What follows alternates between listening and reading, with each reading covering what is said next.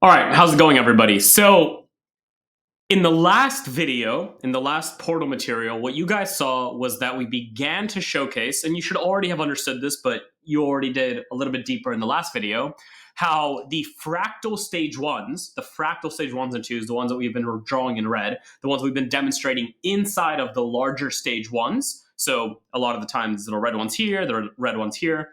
We've started to recognize how the MBs, right, will mostly align with the fractal stages. So ultimately, what we can draw from this as a rule that we can now kind of instill and remember, because again, as I've said before, this entire portal material, this entire course is a progression of ideas and understandings and concepts so that once you gain access and have them all kind of understood, you have a system that you have a lot of conviction in, and then you can build even more conviction through the actual testing.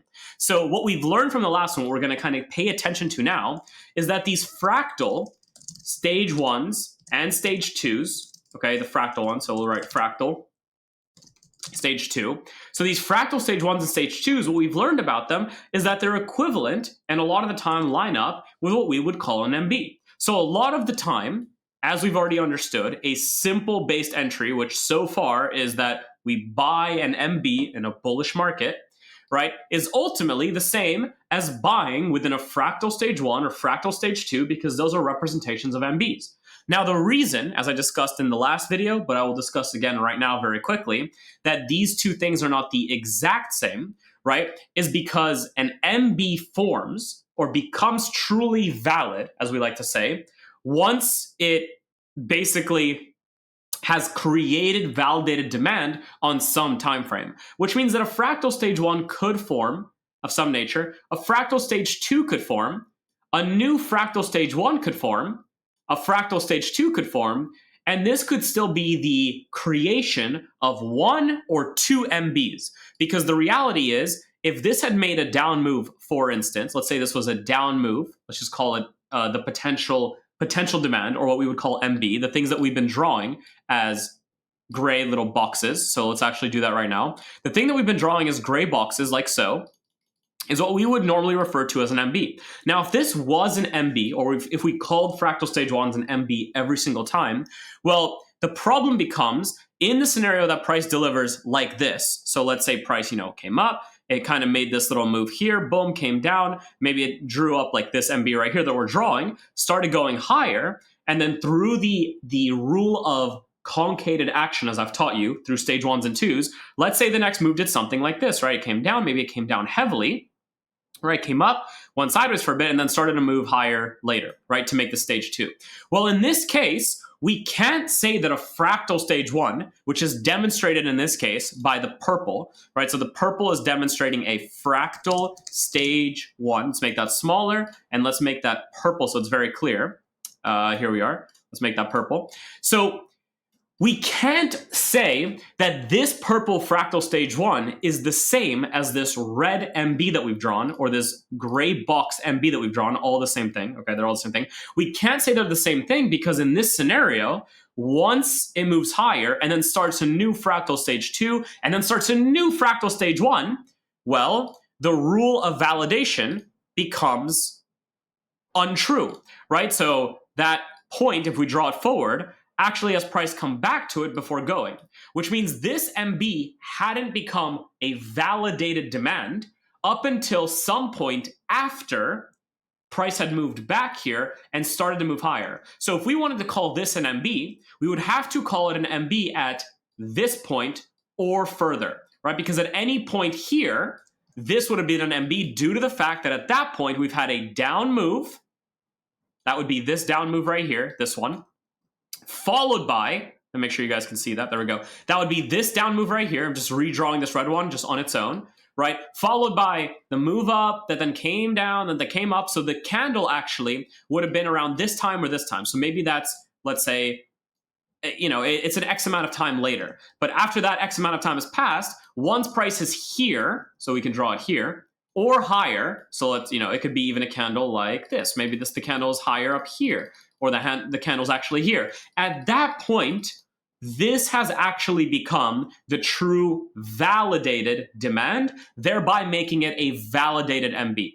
So even though it is true that almost always these fractal stage 1s and 2s, the ones that we've been so far drawing in red, they will line up almost perfectly oftentimes with what we would consider the MB for a potential entry, right? With the MB for a potential entry. It will line up. But just because it lines up does not mean that you should orient yourself around thinking that they're the exact same thing. For this exact principle right here, which is the initial principle that you learned at the beginning of this course, which is that to true validated demand, right, becomes demand that does not get traded back to and starts the move that goes, right? And sometimes that means we have to look for obscure timeframes that are not showing it necessarily at that point, or we look through it from the lens of MBs, which we need to understand now are not exactly equivalent to fractal stage 1s and fractal stage 2s, right? Because again, in this case here, this MB right here, even though it lines up exactly with that stage 1 of a fractal stage 1, in this exact situation, it is not a validated MB until after basically this point in time right here, the second it trades higher, because from there, it never comes back. And at that point, it becomes validated MB. And what's funny is at the same time, within that, if we want to take it to the next level, you do, and you guys are correct about this, have other MBs, right? You have this MB here, which again, this one right here, let's make this a lot darker so we can all see this. There we go. This MB right here, which only becomes validated once again, right, because of the rule that we've learned about validated demand, beyond this yellow point right here, right? Because at that point, it's never coming back, even though it lines up perfectly with maybe even a smaller fractal of some kind of stage 1 into stage 2 into stage 1 into stage 2 into stage 1, etc. into stage 2, right? Even though it lines up exactly, this MB lines up exactly with the stage 1, it's not the exact same thing because of the fact that MBs only become truly validated after they can't come back, which means that in this case, right, so think back to the time example I've given you, and I'm going to re-show it right now. If I drew a line across here to this point, let's say this is the time we're looking at. The time frames that actually created this move, let's assume this was a 10-minute chart, right, is that the down move was actually created by large selling that happened over the course of probably, if we look at the time, so if we just draw it right down below it, right, the down move was created probably, if this was 10 minutes, this was probably made in about 1 minute, right? And then if we switch to another color, the actual up move was made over until here, right? So the up move actually looks like this, right? So you can almost envision and you can see that a candlestick chart, right, will never show us the exact truths, as I've kind of discussed before with you guys, because what's happening, as we understand, is we're looking at orders, right? If it was true, as I love to say, that the candlesticks are responsible for creating exact patterns that demonstrate a perfect entry, nobody in the markets would be profitable, because then everybody could follow the exact same thing. It'd be very easy to spot, and that's the only thing you would have to spot. But that's not how the markets function. Instead, the markets function on a basis of understanding how our orders are coming into this market. And in this case, especially this fake case right here, which we've kind of already showcased as real examples prior, this fake case right here has kind of demonstrated firsthand that, again, with this concept that we see right here, a demand zone can become validated through 2 different time frames. In this case, it was a 1 minute plus a, what is this, like an 8 minute, right? So if we were looking at the exact candlestick chart of a 1 into 8, 1 into 8, 1 into 8, theoretically at that point, this became true demand right here. So let me make this black. This became true demand, right? Because at that point, price had never, so we'll do it like this. Price had never, where was it? You know what I mean though. Price has never come back to it at that point, right? Maybe I can do it like this. I just put it right below. You guys know what I'm talking about, okay? The point is price has never come back to this actual validated demand right here after this yellow point above. So again, the very simple thing I want you to take from this video alone before we go into the example is that the fractal stage 1s and stage 2s will always look like they overcrossed an MB. almost always, right? Because they're fractals. And if you look at the fractals of the smallest version of a 1 and a 2, 1 and a 2, then of course it's going to line up with some MB. But that does not mean that the MB is necessarily formed, so you don't want to guide yourself by just the practice of a stage 1 or 2 is starting to form. All right, that's all we have to understand. So let's look at a real example again. So again, before we even look at anything here, I want to ask you all a question, as we did before. What market is this, and what time frame is this? And again, unless you have seen these exact moments in your life before, your answer should be as clear as, it doesn't matter, because I have learned and I now understand that I am here to trade the action and I'm not here to trade an asset class. And in that case, you are correct. And in this scenario here, this is actually CC1, which is actually known as cocoa futures. Like coffee or cocoa is like, I think it's chocolate, okay? Nonetheless, something you probably did not expect. And in this case, it's again on a 65-minute chart. Now, I probably should have looked at this on a 60-minute chart when I got it, but that's okay. It's no problem. So again, what we're going to do here is we're going to kind of start from the left and go through our full market cycle, okay? So very simply, if we look at this, let's go and find our purple. We have a very clear, we had some kind of market cycle existing here, right? We had flushes or major flushes, however you want to view them, that then went to create those stage 1s with the anticipation of the higher low, stage 2s, minor 1s and 2s and 1s and 2s, all of which serve potential entries, went for runs, new stage 1s made up of smaller 1s and 2s that failed down to make new 1s and 2s that created entries that made a move that then failed. And from there, again, we can start the same thing, right? Because from there, we created, as we know and as we love to call, a major flush, right? The major flush had now come from the fact that we had some delivering market. So clearly, if we are just using the entry time frame, which is what we're learning to do right now, before we've looked at validation or context, which is going to be important later, because again, if some of your questions right now are, but when do I know a major flush is actually going to reset into a new market to start a move? Like what are the practices? That's where V and C will become viable options to start tracking that. So that's what's happening right now, okay? So you can remember that, but we're going to cover it later anyway. Nonetheless, you have this major flush. And again, the major flush leads into very clear, multiple level anticipation of a higher low. If we go into green, you have anticipation of a higher low already met here, you haven't met here, you haven't met here, you haven't met here. You haven't met everywhere. It doesn't really matter where you draw it. Clearly, the anticipation of the higher low is met. What you can do is you can simply just draw it somewhere, write your anticipation of the higher low if you really want to. So you understand that what's happening here is probably accumulation at some point, right? You can start labeling all of them if you want. Accumulation at some point.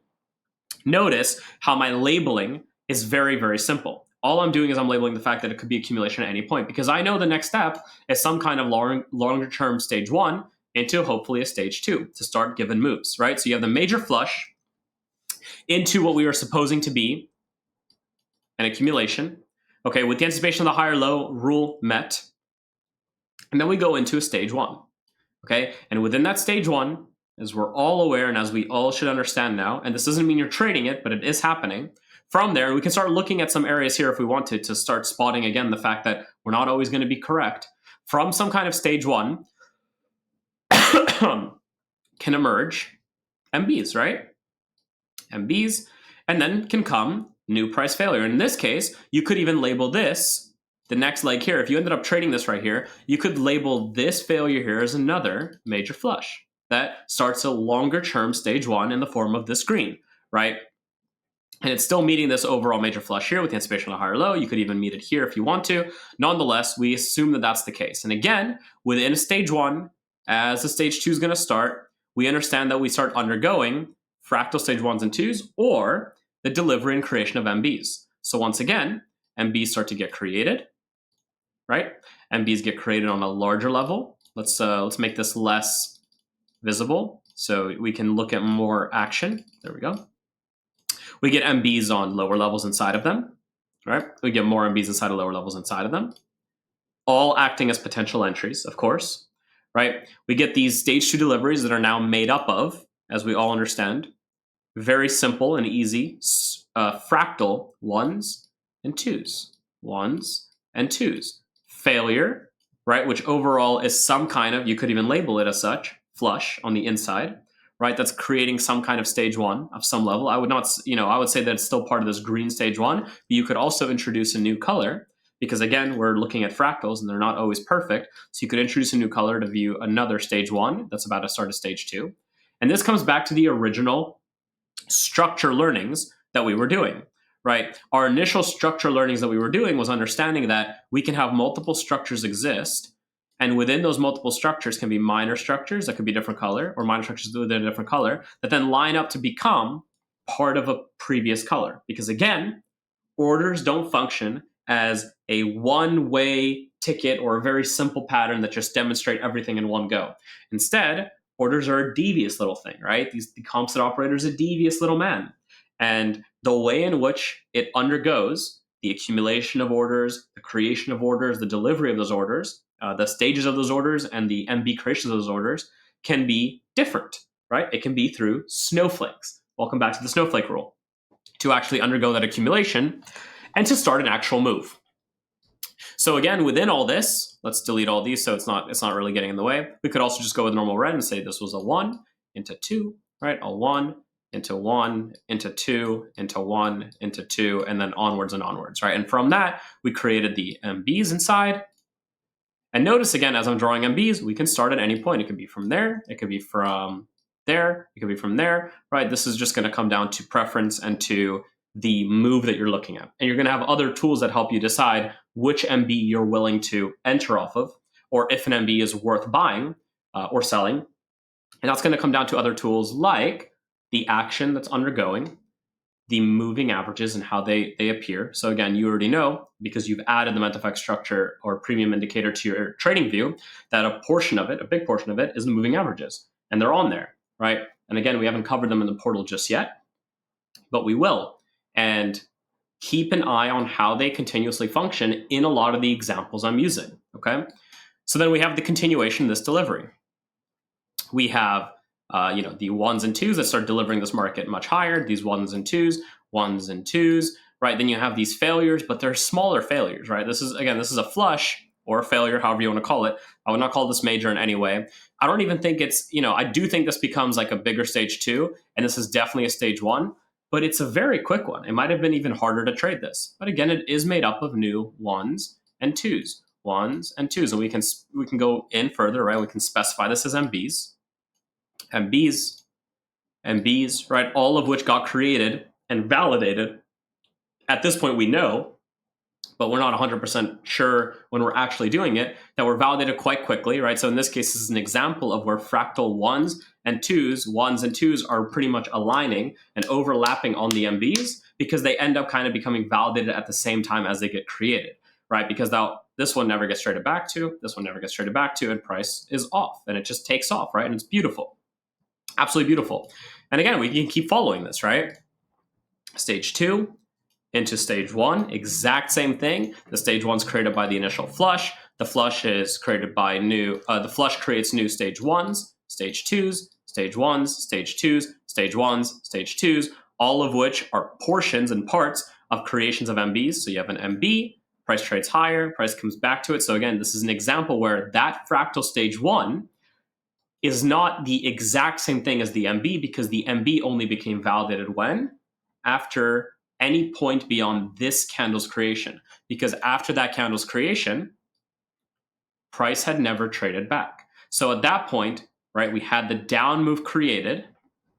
This was that down move created, but the up move was being created. Sorry, the down move was created here, so here's the down move. The down was created there, but the up move took around this amount of time to get created. So the up move was actually created at that point or beyond, right? And at that point, it never came back, which means the demand got validated between two time frames that might have been very different. Because again, orders are demonstrated not through one pattern on a time frame, but instead through the knowledge and the understanding of how the composite operator does his business. And this is how it's done, okay? So again, we have those MBs get created, and once we go inside, you have, you can draw this as an MB. It's a little bit harder to see because it's smaller than what you've seen, but there's an MB here as well. All of these act as MBs, MB,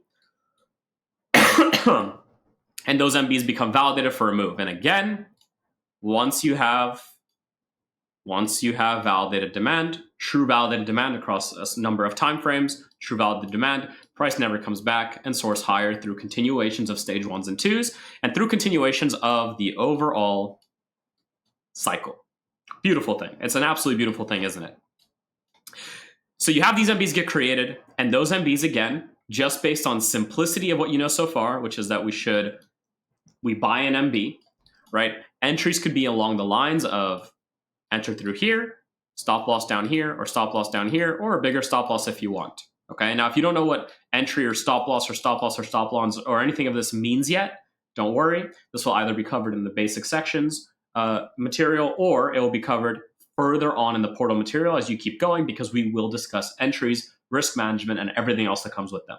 So please remember that and continue improving, okay? Let's do it. So again, entry through here, entry through here, entry through here, right? Again, as you enter this one, stop loss, here or higher if you prefer it, or down here or lower. This is going to determine your risk to reward later, something we will discuss as well. But again, all valid. And again, as you can see, based on the fact and how these moves are happening, if you're positioned and the trend is there and the move is good, well, you become part of the trend. And then you get to basically sit back, relax, and let the market do its thing as it delivers. And again, as we love to do it, 1 into 2, 1 into 2, 1 into 2, 1 into 2, into failure. And oftentimes when the 1s and 2s of a fractal fail, we know that that's usually a flush. And the flush creates, here's your stage 2, new stage 1s, new stage 2s, and the gist should be settled, right? 1s into 2s, 1s into 2s. As those stage 1s get created, what does that start creating? It starts creating MBs. Now again, you can pay attention to what I'm doing with the MB here, but the initial MB that I would consider would probably be this one through this high, due to the fact that that's where the MAs went from being flushed out to being taken back over. So that's a rule you can add right now, or you can write down. That's something you can start to look at from the MAs. So again, I have not covered MAs yet, so this is not supposed to make a ton of sense. But as I love to say, confusion is going to build understanding. And as we continue, confusion will be quenched. And as confusion gets quenched, you gain more understanding, and more understanding means you get better and better. And that's the main goal. But again, if I see certain things like this specifically, where it's like the MB could be here, right? Actually, this one also makes some sense, right? This one also makes sense because that's an MB within an MB. And again, it kind of meets that rule where price would tap you in as price has finally started to get kind of through and above those MAs. So that's something you can take a note on and just keep in mind, because that's something you're going to learn later. But again, for instance, I would not kind of consider this MB here, even though it is an MB, for those of you probably thinking that it is an MB. Even though this is an MB, I would not personally consider it as an entry due to where the price was here. And I'd rather not enter usually these kind, because they tend to roll over, and a lot of time, instead of doing this, they can fail back down. So those are some rules that I can already introduce you to because they're in front of us. And I just wanted to show you why I'm not using this MB, because some of you, as we've been doing these examples, might be wondering, but why not use the smaller MB inside of it? Why not use the one here or here? This is one of those rules. I also want to apologize. I'm very, very sick right now, but I really want to get this out to the team. So if you're watching this in the future, I'm sorry you have to deal with my sickness, but you should be learning, so that should be good, okay? So yeah, you have this MB, and you have the MB within that MB. And then from there, again, you have new MBs form. And you can notice that some of these MBs don't become validated MBs, right? In this case, this MB becomes a failed MB due to the fact that we break down below it. Does that mean that you would be taking losses primarily? Not necessarily. One, it means you might not take an entry. That's something important to consider. But some of you, based on your rules, might be entering here, and again, as I showed before, have a stop loss or a place where you would exit, not here or here, but way below. Some of you may have a stop down here or down here. And some of you that want to have very low risk to reward, but want to have much higher chances of staying in the move, may even have their stop losses all the way down here. So something important to note and understand is that even in failed MBs, or MBs that never get validated, you can still have a profitable system. That's important to remember, because just because you drew the MB does not necessarily mean that you need to be out of the move. So that's something you can take a note on. But nonetheless, in this case, if I did trade this one, I would probably get killed. Not killed, Jesus. I'd probably get stopped out and take a loss on this trade right here. So that's just something to remember and keep in mind going forward, okay? And again, we continue, right? We have another MB. and price goes. And again, this is a phenomenal example of the stage 1s and 2s that we discussed, because the reality of this exact MB is that it does not become a validated MB until after this point or further in time. Because in this case, right, if we again kind of look at this, you have the 1 into 2, the 1 into 2, and again, they're not overlapping, but in this case, you have price come back and come right to that price, which means that this MB did not become validated until some point here, because at that point, you had the down move, followed by the up move, that truly became the up move at this point here. So there was like a wick above it, but this became the up move, and as it continued higher, the real up move, if you want to take it through that high, became this setup right here. And that's your initial, very basic demand validation that you learned about in the very, very first few videos, right? So you're hopefully seeing how all these concepts are tying back together and why it's so important to understand at a beginning level how demand or supply validation actually functions, so that you can take that to the next level through cycles, through stages, through MBs, and how they actually formulate moves. I apologize for my coughs, guys. I really do apologize. Now, here we are, right? So you can see, and hopefully you do see as we take a look at this, that there are a number of opportunities through the MBs and through the stages to get potentially positioned on this based on the kind of system you have. Now, again, I'm showing you a lot of the MBs that are happening more so after some of the flushes. But as I've shown to you in some of the prior examples, there are other MBs and entry-based models where you could be entering something like this right here, where your entry becomes this, and you start to and you move your risk off. As this candle becomes created, you take profits up here, you take more profits here, you trail the rest, and then you get stopped out here. That may be a system. That may be a system that you even like. This is something that we'll look over more examples of in the future. So if some of you are sitting here asking, but what about this MB? Why didn't you consider it? Why couldn't you trade it? The answer right now is you actually fully could. And there are beautiful systems to build with this. And as I've told you before, I know traders, especially higher time frame based traders, that will throw $10,000, $20,000 of risk based on an actual relative account size that's good on a trade like this. They will move all their risk to break even so they don't lose any money as the price begins to work very quickly. As price moves higher, they will take profits, usually half. So by this point, they'd be up around 20K, 30K, 10K. They take off profit there, let the rest go, and get stopped out around here for probably around anywhere from, like based on the risk, 12K, 15K, 7K. Because again, risk is relative to the account size you have. And that would be their entire trade for the week, and they're very happy with themselves. So for any of you sitting here at the moment wondering, what about those future MBs? What about the ones up here, or the ones up here, or the ones up here? The answer is yes. Those are considerations for a potential system. And for some of you, maybe the kind of system you want to build out.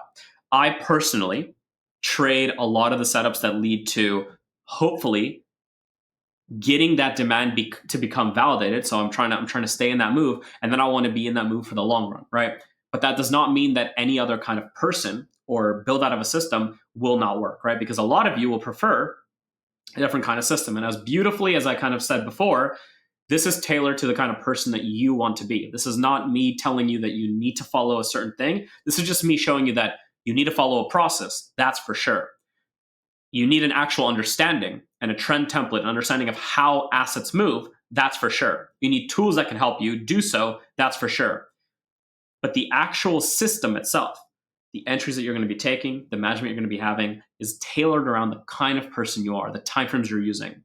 And you even have a time frame template. You need that for sure. Once you have the timeframes you want to trade and the kind of trader you want to be, the beauty of the way you're learning here is that you're going to be able to do that for yourself. So there we are. That's the mini tangent about, this specific MB right here.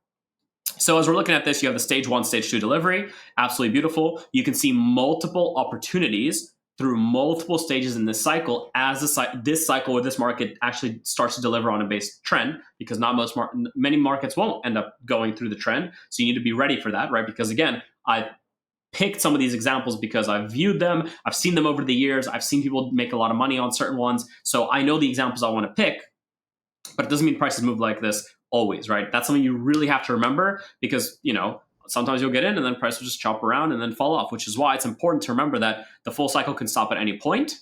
and go through a major flush kind of at any point. But when it plays out, this is how the cycle plays out on the entry time frame. Okay. And now for the grand reveal. And also, actually, while we do this, okay, no grand reveal just yet, guys. I'm sorry. We start a new stage one clearly right here, right? Because we have a new flush. And that flush leads to MBs, MBs, MBs. And from this point, you can remember where we are. What I'm going to do for you is I'm going to tell you one thing. Pay attention to this right here. See how I made this very, very green? Remember this very green big line that I drew. Okay, just remember it for a second. And I'm going to show you why we are trend followers as traders and why we learn how to properly follow trends and understand trends.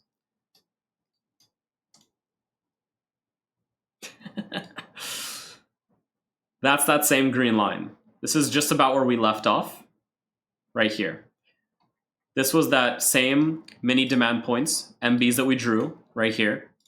And you can see as we draw this out in time, there is an MB that does end up not, fully holding and becoming validated. So that's important to remember. And this one in this case does. And all those prior ones that we just looked at, all the ones inside of this action here, all of the ones inside this action, all the ones inside this action, those are the ones that, remember, created MBs, became validated, and have never been returned to. And in this case, you had to move like this, right? And then I could follow this up. Very importantly with saying something along the lines of this. Do you think that given your understanding of market cycles, do you think you could go through this action and, basically if you went through it all on the inside, do you think you could find some trade? Let's do it like this. Do you think you could find at least one trade using the same MB models, the same full cycle model of just the entry-based time frame? So again, this is a 65-minute. Do you think using the concepts and the tools you have right now, even if you took losses, do you think you could grab and jump into one MB-based entry, because we already know that entries are just based off of buying MBs, that would get you in and then keep you in as price went? And hopefully a lot of you gave the answer of yes. And that should also start formulating a little bit of your psychology around the fact that, yeah, this is more than possible. This is more than doable. You just need to put yourself to work and seeing this happen over and over again. So there you are. This is another full cycle example with the added understanding of fractal stage 1s and fractal stage 2s and MBs kind of working synonymously, or how do they kind of work together? What is the difference? That's your difference. Here's some examples of, again, the exact same market cycle used with the potential MBs that were created with other ones that we've discussed, kind of like this one. But again, it doesn't mean that you're going to be trading it, or you might be, who knows? And then the delivery that can come from that. Again, this is a relentless delivery. This is beautiful. It's not the case that most markets will do this. But again, as a trader, you're playing a game of risk to reward. At the end of the day, you're going to be taking trades that are just going to pay you well over and over and over again. And once in a while, you will, and I guarantee this, if you actually do this over enough time, you'll be in it.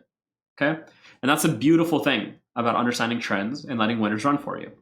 Now, again, yeah, actually, that's it. So I'll see you in the next one. Let's do it.